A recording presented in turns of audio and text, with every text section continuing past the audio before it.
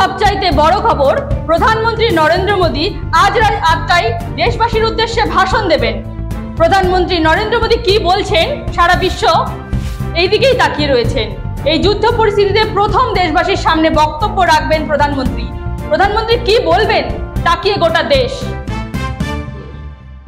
আপনাদের আরো একবার জানিয়ে রাখি, এই যুদ্ধ পরিস্থিতিতে প্রথম দেশবাসীর সামনে বক্তব্য রাখবেন প্রধানমন্ত্রী। প্রধানমন্ত্রী কি বলবেন, তাকিয়ে গোটা দেশ।